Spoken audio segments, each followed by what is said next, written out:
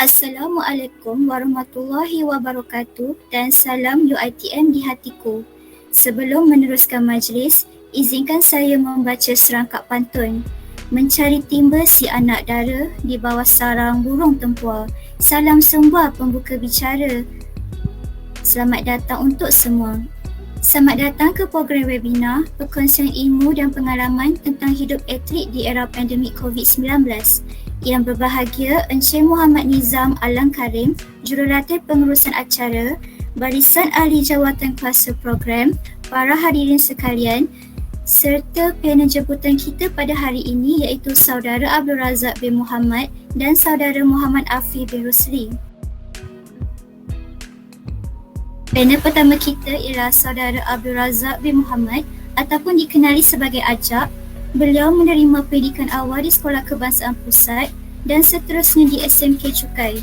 Beliau kini berumur 21 tahun dan telah mengambil diploma di dalam kursus Sport Industry Management di Universiti Selangor UNISEL. Beliau merupakan olahraga yang aktif menyertai pertandingan rentas berhalangan kadet polis dan telah berjaya dinobatkan sebagai Johan Kebangsaan 2017 dalam acara tersebut. Beliau juga merupakan pemenang tempat ke-63 Darian Jambatan Sultan Mahmud dan pernah menjadi wakil olahraga peringkat universiti dalam acara sukan institusi pendidikan tinggi.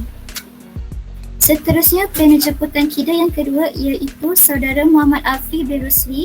Beliau menerima pendidikan awal di Sekolah Kebangsaan Tangguh dan seterusnya di SMK Tengku Ampuan Intan. Beliau kini berumur 21 tahun dan mengambil ijazah kejuruteraan mekanikal automotif di Universiti Islam Antarabangsa Malaysia UIAM. Sukan yang diceburi oleh beliau adalah sepak takraw dan pernah menjadi wakil UIAM dalam Sukan Pengajian Tinggi Islam Malaysia di Melaka 2019. Seterusnya kita nak mendengar daripada Muhammad Afi pula bagaimana rutinnya ketika bermain sepak takraw. Apakah rutin hari yang selalu dilakukan ataupun apakah cara untuk bermain sepak takraw dengan betul? Okey, takraw ni dia tidak memerlukan stamina yang kuat sebab dia berhenti-berhenti, bukannya macam berada Abdul Razak maraton memerlukan stamina yang tinggi kan. Takraw ni dia banyak memerlukan skill dan kemahiran. Takraw dia ada 3 posisi kan. Ada feeder, ada killer dengan ada tekong.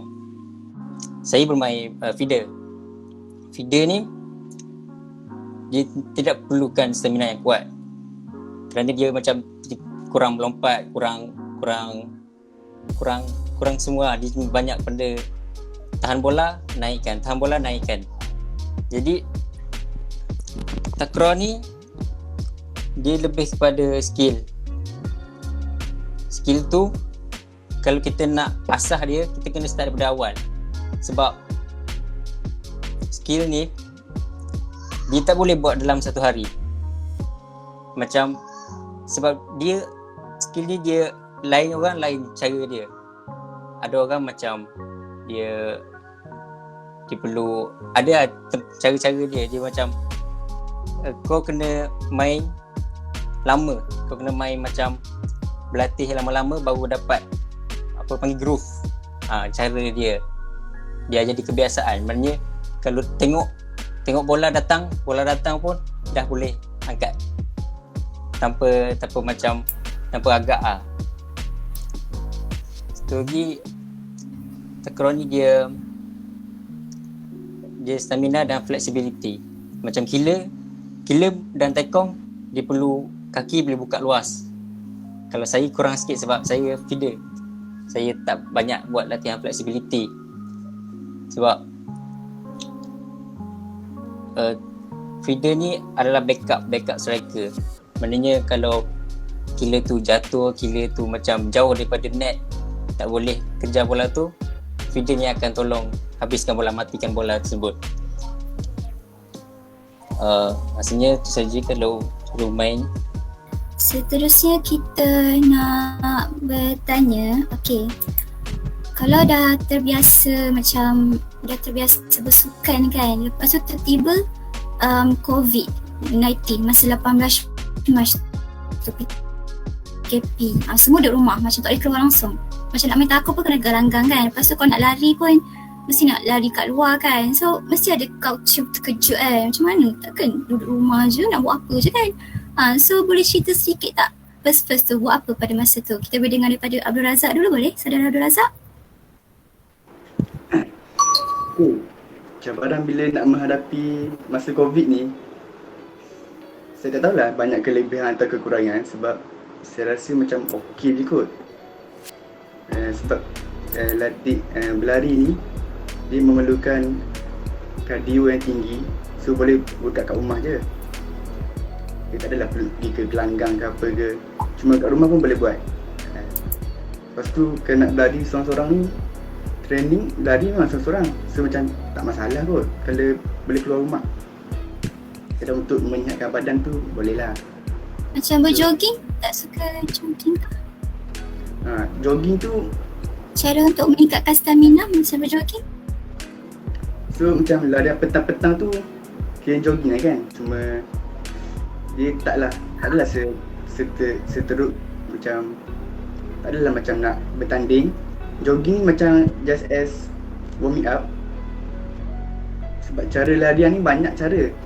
Larian time training, larian time event. So dia banyak larian. So training ni, kalau training kena buat betul-betul lah kan.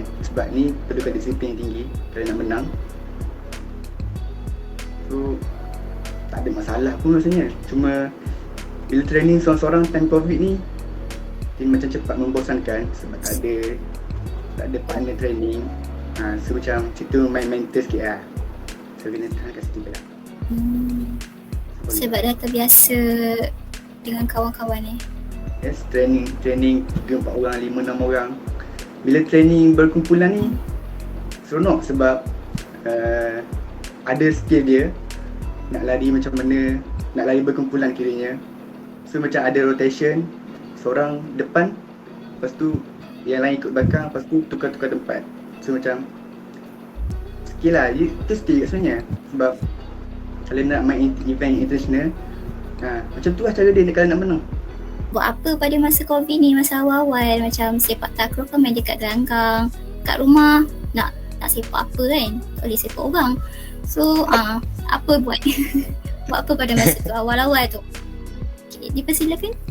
Okay, masa PKP 1.0, seperti tahu takraw ni kita main secara berpasukan, iaitu memerlukan 3 orang satu pasukan. Kalau nak main satu game tu 6 orang. Jadi bila PKP kita tak dapat jumpa kawan-kawan, tak dapat jumpa pemain yang lain. Jadi kat rumah ni kita boleh buat inisiatif lain. Kita boleh buat Apakah inisiatif itu? inisiatif lain macam kalau training ramai-ramai kita dapat persefahaman antara satu sama lain tu lebih tinggi. Bila kita tak dapat jumpa, kita boleh melakukan latihan secara berseorangan. Contohnya latihan yang berseorangan ni, kita boleh beli satu bola takraw. Kita boleh timbang memperbaiki skill yang ada. Dan juga kita boleh macam yang selalu orang buat ialah gantung bola tu. Bola tu kita gantung dan kita libas sebanyak yang mungkin supaya jadi terbiasa. Ya, saya pada PKP 1.0 saya buat sebab agak bosan di rumah. Memang bosan sebab tak ada buat apa kan.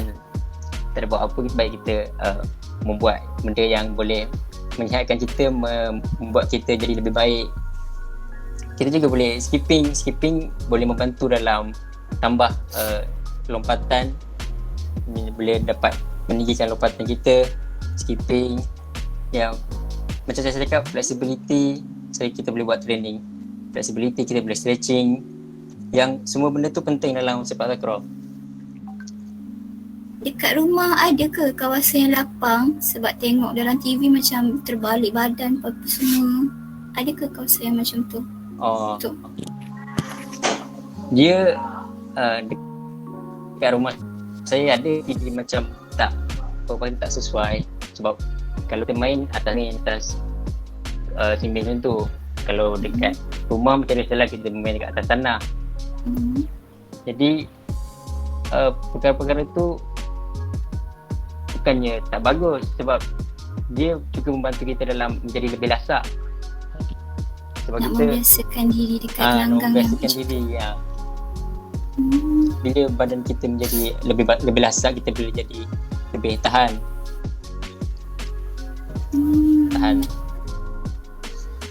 Okay. Dan tu lah kita boleh buat latihan sendiri. Kita boleh timbang bola, kita boleh kita boleh lari, tingkatkan stamina macam Abdul Razak cakap, jogging, tambahkan stamina. Sebab stamina walaupun dia kurang penting, tapi dia juga penting dalam takraw ini. Okay, tu masa awal-awal, masa dah boleh PKP tu dah boleh keluar tu, rasa apa? Macam Rasa happy lah.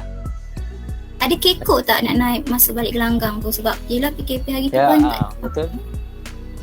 macam badan pun agak lemah ke, Kalau pemain tak takraw sikit ni dah memang, sakit dah.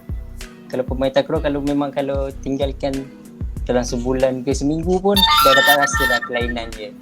Dapat rasa macam susah nak timbang bola pun rasa macam dah lain. Rasa macam tak macam dulu, tak macam biasa petang-petang masa dulu turun main. Kalau PKP lama tak main, game balik memang akan rasa lain. Rasa sakit lah. Rasa sakit, badan jadi Okay. berat. Okay. Macam mana ya nak cara menarik orang untuk minat dalam bersukan? Kalau untuk pendapat saudara Abdul Razak. Nak tarik orang dia sebenarnya atas diri masing-masing. Sebab nak main marathon ni bukannya lah nak training 3-4 minggu saja. Sebab sebenarnya lama. So macam saya start masuk pun sebab member saya yang ajak saya masuk. Dia macam ada satu community ni yang dekat kampung saya tu, macam boleh join lah. Dia tak bayar, macam free je.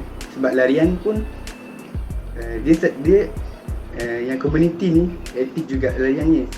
Sebab tu saya masuk banyak event masa umur 15 ke 17 tahun. Ada 3 atau 4 international event yang saya masuk. Lagipun lepas tu saya ni pun macam terminat sebab pelari nombor 1 negara sekarang ni, Muhaizam Mohamad. Saya pernah berjumpa dengan dia ketika larian event international tu. Itulah yang membuatkan saya makin lagi nak berlari. Sebab nak ikut dia, tapi itulah saya sekarang ni. So macam nak tarik orang ni susah sebenarnya sebab marathon ni. Sebab marathon ni bukan satu sukan yang sangat senang. Dia susah. So macam nak tarik orang tu Dia mesti ada orang yang boleh kita jadikan sebagai motivasi lah kan. Yes, motivasi. Muhaizam Mohamad tu adalah macam motivasi saya, coach saya. Member saya pun macam dorong saya main sukan ni. Family saya pun dorong. So macam so okey lah nak main. Selain daripada motivasi, dorongan pun macam penting juga kan. Dorongan Sebab penting. ada yang Dorongan penting, support moral, support fizikal. So macam nak buat benda tu jadi seronok. Sebab ada dorongan, ada sokongan. ada tak yang tak menyokong? Kita lari pula tambah. Ada tak yang tidak menyokong? Yang tak menyokong tu Pernah dengar ke? Oh tak ada lah. So, Okey. member saya pun macam sokong je saya lari. So betul-betul macam tu lah. Macam mana kita nak menarik orang untuk meminati untuk bersukan? Contohnya macam mana nak tarik orang untuk minat sepak takraw ni? Perempuan boleh ke sepak takraw? Tanya juga. Perempuan ada Macam? tapi kurang. Biasanya dekat Malaysia perempuan hanya untuk sekolah sukan. Jarang sekolah menengah biasa, sekolah menengah harian ada kumpulan, ada tim untuk pasukan perempuan. Sebab memang kurang mendapat sambutan takraw ni bagi perempuan. Macam mana Dan nak cara tarik ya, nak tarik minat. Hmm. Okey, nak tarik minat kita boleh buat video. Sebab anak-anak muda zaman sekarang kan suka bermain media sosial, TikTok apa semua tu kan. Jadi kita boleh buat video, kita boleh letak dalam TikTok ataupun apa semua. Kita boleh menarik minat dia orang untuk bermain sukan. Contohnya pada PKP, awal PKP 1.0 hari tu, kelab takraw UIA dia macam dia minta setiap pemain, setiap orang hantar satu video pendek dia menimbang bola. Dia macam timbang-timbang, lepas tu macam passing dekat luar daripada video tu. Jadi bila dia buat compilation satu video panjang, dia macam bola tu macam dia timbang bola, dia akan passing ke orang lain, lepas tu akan video lain. Satu yang kreatif dia untuk yang menarik minat, untuk yang menarik minat dan mengajak pelajar-pelajar untuk bersukan pada PKP tersebut, PKP yang hari tu. Sebab video sekarang macam anak-anak muda suka terikut dengan video viral apa semua macam tu kan. Contohnya macam video video tak tidur lagi tu. Kenapa tak tidur lagi? Ini dan Miki tembak awak. Okey, baiklah. Terima kasih. Okey, jadi video viral tu memang simple. Boleh buat video simple tapi kreatif untuk menarik minat pelajar-pelajar dan anak muda sekarang untuk bermain sukan. Betul. Kita juga nak mendengar daripada saudara Muhammad Afif kelebihan dalam bersukan ni. Saudara Muhammad Afif boleh berkongsi? Okey, kelebihan dalam bersukan ni ada banyak. Kalau bagi saya lah, sukan ni dia boleh menambah rakan-rakan. Sebab kita jumpa ramai kawan, kita jumpa dalam ahli pasukan, kita jumpa dalam latihan. Jadi dia boleh menambah rakan dan mengeratkan silaturahim. Dan bagi saya sukan ni adalah satu aktiviti untuk merehatkan minda. Dia boleh jadi stress reliever. Sebab bagi saya macam pagi saya pergi kelas pada sebelum PKP lah. Pagi saya pergi kelas, petang saya pergi bermain takraw. Dan dia sedikit sebanyak dia membantu saya dalam merehatkan minda, untuk mencerdaskan balik minda yang penat setelah seharian belajar. Dan juga sukan ni juga kita boleh elakkan benda-benda yang tidak faedah. Daripada petang-petang kita melakukan yang benda yang tidak faedah, kita pergi melepak apa semua, petang kita boleh bersukan. Sebab bersukan ni banyak faedah dia. Kita boleh badan jadi sihat, kita boleh menambahkan skill diri, kemahiran diri. Jadi bagi saya tu adalah kelebihan bersukan. Apakah kecederaan yang paling buruk yang pernah dialami ketika bersukan tu ataupun membuatkan aktiviti yang sedang lakukan tu? Kita nak dengar daripada saudara Abdul Razak terlebih dahulu, boleh? Okey. Kecederaan, saya tak pernah mengalami kecederaan ketika bersukan ni. Cuma pernah jugalah aksiden motor sehari sebelum event. So macam itu pun kecederaan, cuma tak best lah macam, sebab tak boleh join event tu. Sebab tu kan macam saya punya main sport. Bila dah aksiden sehari sebelum event ni, macam down sikit sebab tak boleh nak join. So macam mengalami kecederaan ketika bersukan ni tak pernah, saya rasa, bagi saya, untuk saya. So tak pernah kot mengalami kecederaan ketika bersukan ni.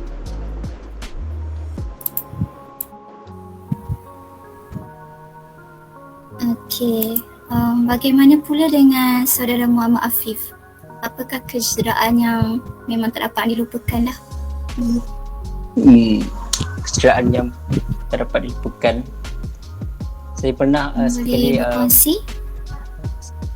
saya pernah terkoyak kaki, bukannya terkoyak, dia macam dia tak boleh, kalau berjalan rasa sakit dekat paha. Tapi tu ialah kebiasaan pemain sepak takraw sebab dia banyak kepada flexibility kan. Apabila sedikit terkoyak itu, lama-lama dia akan jadi lebih regang. Dan sebab yang itu saya agak lama saya sakit tu sebab hampir sebulan. Jadi yang itu yang paling saya tak dapat lupakan kalau dalam takraw. Dan juga saya pernah bermain softball ketika sekolah menengah. Dan pernah satu kali ada satu bola softball yang keras tu jatuh dekat hidung saya dan berdarah. Jadi itu yang salah satu yang saya tak dapat lupakan sebab ketika itu saya dapat rasakan hidung saya ni dapat bergerak sebab dia macam patah dekat tengah ni. Sebab bola tu lebih tinggi dia datang pop.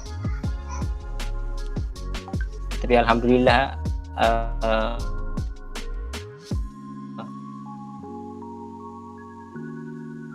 hidung saya eloklah. Sepanjang kecederaan saya tidak mengalami kecederaan yang serius. Pernah juga saya sekali saya menahan bola dekat takraw, saya kan net. Ada orang melibas, saya cuba untuk menanduk dan bola tersebut betul-betul terkena dekat tengah hidung saya. Jadi dia ada sedikit berdarah dan luka.